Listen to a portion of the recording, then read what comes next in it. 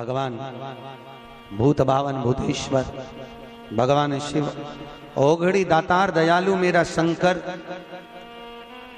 ने आज्ञा करी भगवान ब्रह्मदेव को कि ब्रह्मा जी मेरे स्वरूप का जो दर्शन कर रहे हो आधा पुरुष आधा नारी में बना हूं और मेरे स्वरूप का दर्शन कर कर आप एक कर्म करिए कि आप इस सृष्टि का निर्माण करो। और भगवान ब्रह्मा ने सृष्टि का निर्माण करने के लिए भगवान शंकर के अर्धनागेश्वर स्वरूप का दर्शन किया। घर में मकान में भगवान शंकर का अर्धनारीश्वर का चित्र नहीं होना चाहिए। कहां पर? जम के बोलो, घर के अंदर। घर के अंदर कुछ चित्र और कुछ वृक्ष हमारे यहां वर्णन किए गए हैं कि कौन सा चित्र घर में होना चाहिए, कौन सा वृक्ष घर में होना चाहिए। चित्र का भी प्रमाण कि चित्र कौन सा। जैसे रसोई घर में हम प्रवेश कर रहे हैं, हमने कई जगह देखा है जहां जिन जिन के यहाँ रसोई घर बने होते हैं उनने अन्नपूर्णा माता का फोटो जहां पर बगार लगाती है, चूल्हे में छोकती है गैस के ऊपर, वहीं सामने अन्नपूर्णा जी का फोटो लगा कर रखा है। ईमानदारी से बोलो, अपनी सास का फोटो चूल्हा के ऊपर लगा के बता। अरे बोलो तो सही, अच्छा लगेगा? नहीं ना। अन्नपूर्णा का फोटो कहाँ होना चाहिए? शास्त्र कहता है अन्नपूर्णा मैया का जो चित्र है, अन्नपूर्णा मैया का जो चित्र है, अन्नपूर्णा मैया का जो फोटो है, वो जहां से अपन रसोई घर में प्रवेश करते हैं, प्रवेश करते समय अन्नपूर्णा माँ का चित्र उस सम्मुख में होना चाहिए। प्रवेश करते समय हम अन्नपूर्णा का दर्शन करके अंदर प्रवेश करें, ना कि चूल्हा जल रहा है उसके ऊपर। अन्नपूर्णा मैया का प्रवेश द्वार पर क्यों? अंदर जो भी जा रहा है, अंदर जो भोजन बनाने जा रहा है, वो अन्नपूर्णा के तुल्य है। अन्नपूर्णा।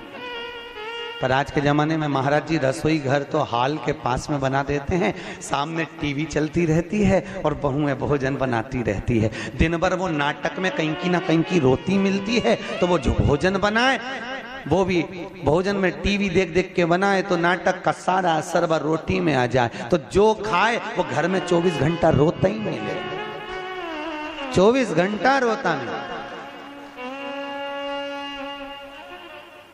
भोजन, भजन, धन और नारी, ये चार पर्दे में अच्छे लगते हैं।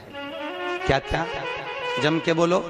भोजन, भजन, धन और नारी, ये चार पर्दे में अच्छे लगते हैं। भोजन करो तो पर्दे में बैठ कर करो, भोजन बनाओ तो पर्दे में बनाओ, और धन भी रखना है तो पर्दे में रखिए, तिजोरी में रखिए।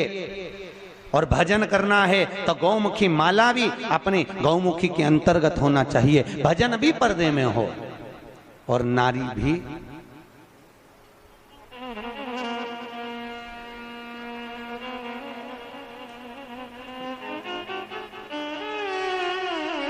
अब आज तीसरा दिन हो गया, बोलना नहीं पड़े जीजियों, हमारा क्या जाए, हम तो बोल देते हैं कि देखो ये सब चीजों का बड़ा प्रमाण है।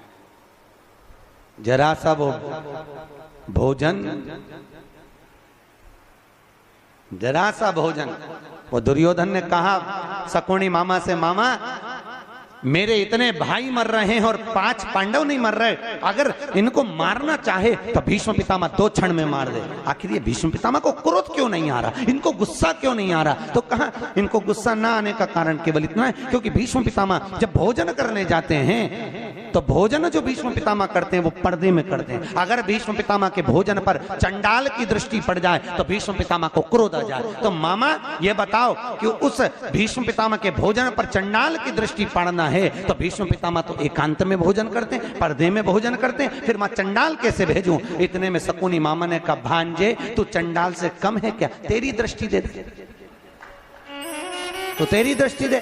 और जैसे दुर्योधन ने कहा मामा तुम मुझे चंडाल कह रहे हो, नहीं कह नहीं रहा, मैं तो प्रैक्टिकल करने की बात कर रहा हूं, प्रैक्टिकल करके देख ले। और जैसे ही दुर्योधन ने भीष्म पितामह के भोजन पर अपनी दृष्टि दी और आज भीष्म पितामह ने संकल्प ले लिया कि कल का सूर्यास्त होते हुए अर्जुन नहीं देख पाएगा, मात्र भोजन करा और बुद्धि बिगड़ गई। ये भोजन का असर है।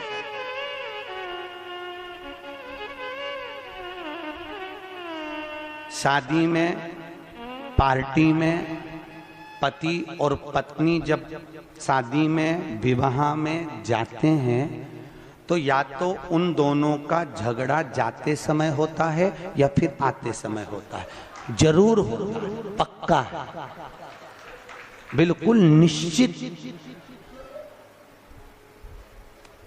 अगर अभी जाते समय अच्छे से जा रहे हैं दोनों स्माइल देते हुए, तो जब गाड़ी पे आएंगे तो वो आगे चलाता रहेगा और ये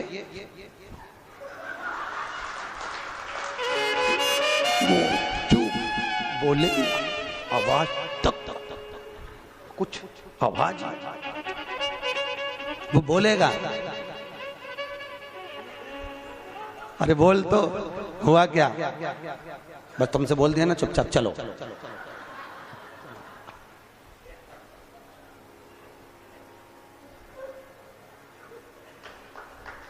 चलो चुपचाप। क्यों?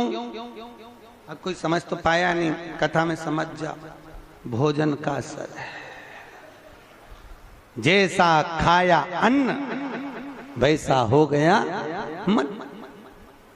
हमारे अग्रवाल जी द्वारा रोज कथा के बाद में प्रतिदिन शाम को भंडारा प्रसादी रखी जाती है। क्यों? क्योंकि जो भोजन बन रहा है उसमें यहाँ की कथा का पूरा प्रेशर पड़ रहा है और वो अन्न शुद्ध होता जाता है। तो जितना खाकर जाएंगे, घर जाकर भी रात में भी सपने में शंकर जी नजर आएंगे, सपने में भी भोलेनाथ दिखेगा। और शादी पार्टी में से भोजन कर कर आओगे, अब रहने दो, कथा पे चले, तो सपने में भी कुछ नहीं दिखना। भोजन का जैसा खाया अन्न वैसा हो गया मन। भोजन का बड़ा असर पड़ता। जैसा पिया पानी वैसी हो गई पानी, और जैसा पिया दूध वैसा बन गया बुद्ध। बुद्धि गाय से बनती है? दूध से। गौ माता का दूध पियोगे तो गाय जैसे निर्मल हो जाओगे, थैली का पियोगे तो थैली, डब्बा पियोगे तो डब्बा। तुम जैसा दुग्ध का पान कर रहे हो वैसी अपनी प्रवृत्ति बन रही है। भीष्म गीता के अंतर्गत भीष्म पितामह ने बाणों की सैया पर पड़े रहकर अर्जुन को ज्ञान उपदेश दिया। अर्जुन, 4 तरह का भोजन बेकार होता है। अर्जुन ने पूछा महाराज कौन कौन सा पितामह? पितामह ने कहा 4 तरह का भोजन बेकार है। पहला, अर्जुन, जिस भोजन की थाली को कोई लांग कर चले जाए वो नाली में पड़े हुए कीचड़ के बराबर है। दूसरे नंबर का भोजन, जिस भोजन की थाली में ठोकर लग गई वो कीचड़ के बराबर है। और तीसरे नंबर का भोजन, जिस भोजन की थाली में केश पड़ा हो, बाल पड़ा हो, वह दरिद्रता प्रदान करने वाला होता है। और चौथे नंबर का भोजन, अर्जुन सुन, पति और पत्नी अगर एक ही थाली में साथ बैठकर भोजन कर रहे हो तो वो मदिरा के बराबर होता है, मदिरा के तुल्य है। और अर्जुन, पति के जीवने के बाद अगर पत्नी उसी थाली में भोजन करती है तो वो चारों तीर्थों के मंदिर के प्रसाद से बड़ा महाप्रसाद बन जाता है। उस प्रसाद को वो ग्रहण करता। अब तुम्हें सास कितना समझाती है, बेटा साथ में बैठ के मत खाओ, पर तुम्हें बुरा लगता है। तुम्हें लगता है बताओ ये तो हमारा भला ही नहीं चाहती है, हमारा बुरा चाहता है। भैया वो क्यों कह रही है, उसको मालूम है कि ये भोजन श्रेष्ठ नहीं होगा। हाँ, अगर दोनों को साथ बैठ के खाना है तो 2 थाली लगाओ, एक साथ बैठो, एक साथ खाओ, मना नहीं है। पर भोजन की एक थाली में दोनों को भोजन नहीं करना चाहिए।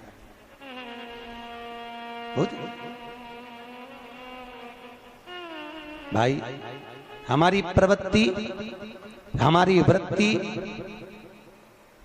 हमारा सुख, हमारा मन भजन, भोजन, धन और नारी पर्दे में श्रेष्ठ लगे। करवा चौथ का व्रत काहे के लिए करते हैं? वो पति की लंबी उम्र के लिए। अच्छा ईमानदारी से बोलो, तुम्हारे भूखे रहने से पति की लंबी उम्र हो जाती क्या? अरे बोलो तो सही है, तुम्हारे भूखे रहने से पति की उम्र बढ़ेगी? शिव महापुराण की कथा कहती है पति की उम्र तुम्हारे भूखे रहने से नहीं बढ़ती, पति की उम्र तुम्हारे मीठे बोलने से बढ़ जाती है। बस तुम जब तेज धर्रा के बोलती हो, बापड़े का बीपी ऊंचा नीचा हो जाता है, शुगर ऊंची नीची हो जाए। और जिस दिन तुम प्रेम से बोलती हो तो पति भगवान से कहता मेरी उम्र और बढ़ा देता, इतनी मीठी बोलती, इतनी मीठी बोलती, बढ़िया। अब तुम सोचो कि तुम्हारे भूखे रहने से उम्र बढ़ रही है, तो नहीं बढ़ रही है साहब। एक दिन तुम भूखी रहती हो, बाकी के दिन तो प्राणी खाती हो। भूखे रहने से कौन सा फायदा, लेवल बराबर करने से कौन सा? पूजा पाठ भले 1-2 मिनट की करो, पूजा पाठ भले आधा घंटा 1 घंटा की करो, पर शिव पुराण कहती है शंकर पर भरोसा 24 घंटे करो।